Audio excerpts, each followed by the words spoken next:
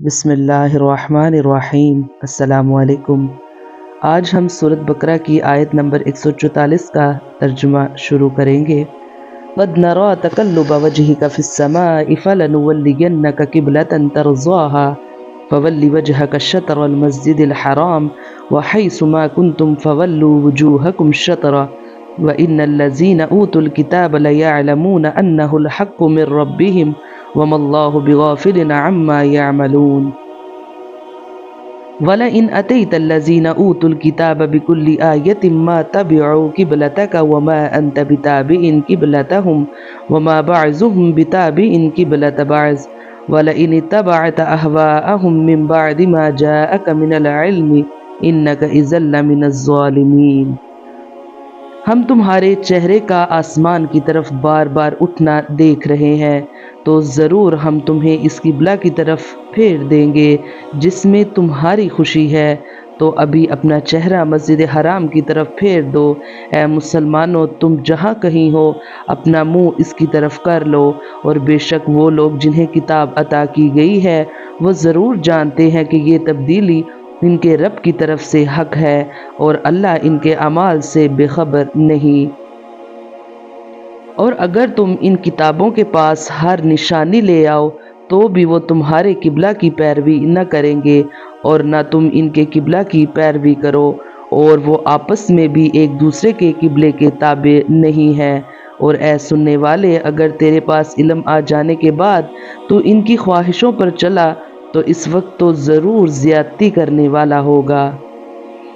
اس آیت سے معلوم ہوا کہ اللہ تعالیٰ کو اپنے حبیب صلی اللہ علیہ وآلہ وسلم کی رضا بہت پسند ہے، اور اللہ تعالیٰ ان کی رضا کو پورا فرماتا ہے۔ اہل کتاب جانتے تھے کہ قبلہ کی یہ تبدیلی اللہ تعالیٰ کی طرف سے حق ہے، کیونکہ ان کی کتابوں میں حضور اقدس صلی اللہ علیہ وآلہ وسلم کا یہ وصف بھی مذکور تھا، اور ان کے انبیاء علیہ السلام نے آپ کی یہ نشانی بھی بتائی تھی کہ آپ بیت المقدس سے کعبہ کی طرف پھیریں گے۔ دلائل کے باوجود اہل کتاب کا مسلمانوں کے قبلہ کی پیروی نہ کرنے کی وجہ ان کا حسد تھا کہ بنی اسرائیل سے نبوت منتقل ہو گئی۔ معلوم ہوا کہ حسد بہت بری صفت ہے کہ آدمی کو حق قبول کرنے سے روک دیتی ہے۔ یہاں خطاب نبی کریم صلی اللہ علیہ وآلہ وسلم نے نہیں بلکہ اس آیت کو سننے والے ہر مخاطب سے ہے، یا پھر بظاہر خطاب نبی کریم صلی اللہ علیہ وآلہ وسلم سے ہے، اور مراد آپ کی امت ہے، کیونکہ آپ اہل کتاب کی خواہشات کی پیروی نہیں کر سکتے۔ الذین آتیناہم الکتاب یعرفونہ کما یعرفون ابناءہم وان فریقا منہم لیکتمون الحق وہم یعلمون الحق من ربک فلا تکونن من الممترین ولکل وجہۃ هو مولیہا فاستبقوا الخیرات اینما تکونوا یأت بکم اللہ جمیعا ان اللہ علی کل شیء قدیر۔ وہ لوگ جنہیں ہم نے کتاب عطا فرمائی ہے وہ اس نبی کو ایسا پہچانتے ہیں جیسے وہ اپنے بیٹوں کو پہچانتے ہیں، اور بے شک ان میں ایک گروہ جان بوجھ کر حق چھپاتے ہیں۔ اے سننے والے، حق وہی ہے جو تیرے رب کی طرف سے ہو، پس تو ہرگز شک کرنے والوں میں سے نہ ہونا، اور ہر ایک کے لیے توجہ کی ایک سمت ہے جس کی طرف وہ منہ کرتا ہے، تو تم نیکیوں میں آگے نکل جاؤ۔ تم جہاں کہیں بھی ہوگے اللہ تم سب کو اکٹھا کر لائے گا، بے شک اللہ ہر شے پر قدرت رکھنے والا ہے۔ یہاں خطاب نبی کریم صلی اللہ علیہ وآلہ وسلم سے نہیں بلکہ اس آیت کو سننے والے ہر مخاطب سے ہے۔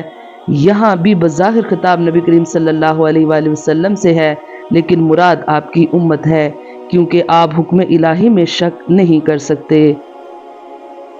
وَمِنْ حَيْثُ خَرَجْتَ فَوَلِّ وَجْهَكَ شَطْرَ الْمَسْجِدِ الْحَرَامِ وَإِنَّهُ لَلْحَقُّ مِنْ رَبِّكَ وَمَا اللَّهُ بِغَافِلٍ عَمَّا تَعْمَلُونَ وَمِنْ حَيْثُ خَرَجْتَ فَوَلِّ وَجْهَكَ شَطْرَ الْمَسْجِدِ الْحَرَامِ وَحَيْثُ مَا كُنْتُمْ فَوَلُّوا وُجُوهَكُمْ شَطْرَهُ لِئَلَّا يَكُونَ لِلنَّاسِ عَلَيْكُمْ حُجَّةٌ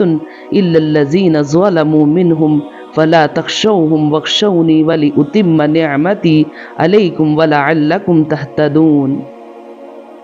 اور اے حبیب تم جہاں سے آؤ اپنا منہ مسجد حرام کی طرف کرو، اور بے شک یہ یقیناً تمہارے رب کی طرف سے حق ہے، اور اللہ تمہارے کاموں سے غافل نہیں۔ اور اے حبیب تم جہاں سے آؤ اپنا منہ مسجد حرام کی طرف کرو، اور اے مسلمانوں تم جہاں کہیں ہو اپنا منہ اس کی طرف کرو، تاکہ لوگوں کو تم پر کوئی حجت نہ رہے، مگر جو ان میں سے نا انصافی کرے تو ان سے نہ ڈرو اور مجھ سے ڈرو، اور تاکہ میں اپنی نعمت تم پر مکمل کر دوں اور تاکہ تم ہدایت پاؤ۔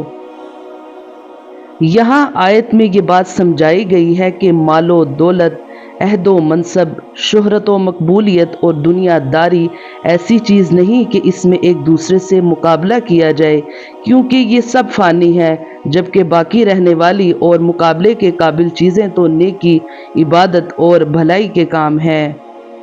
کما ارسلنا فیکم رسولا منکم یتلو علیکم آیاتنا ویزکیکم ویعلمکم الکتاب والحکمت ویعلمکم ما لم تکونوا تعلمون فاذکرونی اذکرکم واشکروا لی ولا تکفرون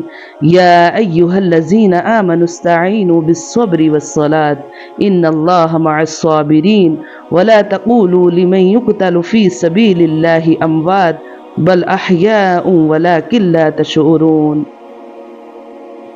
جیسا کہ ہم نے تمہارے درمیان تم میں سے ایک رسول بھیجا جو تم پر ہماری آیتیں تلاوت فرماتا ہے اور تمہیں پاک کرتا اور تمہیں کتاب اور پختہ علم سکھاتا ہے اور تمہیں وہ تعلیم فرماتا ہے جو تمہیں معلوم نہیں، تو تم مجھے یاد کرو میں تمہیں یاد کروں گا، اور میرا شکر ادا کرو اور میری ناشکری نہ کرو۔ اے ایمان والو صبر اور نماز سے مدد مانگو، بے شک اللہ صابروں کے ساتھ ہے، اور جو اللہ کی راہ میں مارے جائیں انہیں مردہ نہ کہو بلکہ وہ زندہ ہیں لیکن تمہیں اس کا شعور نہیں۔ اللہ تعالیٰ کا خوف ہر دوسرے خوف پر غالب ہونا چاہیے، اور اس کی رضا طلبی مخلوق کی خوشنودی پر غالب ہونی چاہیے۔ حقیقت یہ ہے کہ حضور پر نور صلی اللہ علیہ وآلہ وسلم صرف ظاہری مضامین قرآن اور اللہ تعالیٰ کے احکام ہی نہیں بلکہ رشد و ہدایت، صلاح و فلاح اور علم و حکمت کی بے شمار باتیں سکھاتے ہیں، کیونکہ آپ اولین و آخرین کے علوم کے جامع ہیں۔ جب کفر کا لفظ شکر کے مقابلے میں آئے تو اس کا معنی ناشکری، اور جب اسلام یا ایمان کے مقابل ہو تو اس کا معنی بے ایمانی ہوتا ہے۔ یہاں آیت میں کفر سے مراد ناشکری ہے۔ اللہ تعالی ہمیں قرآن پاک پڑھنے، اس کو سمجھنے اور اس پر عمل کرنے کی توفیق عطا فرمائے، آمین یا رب العالمین۔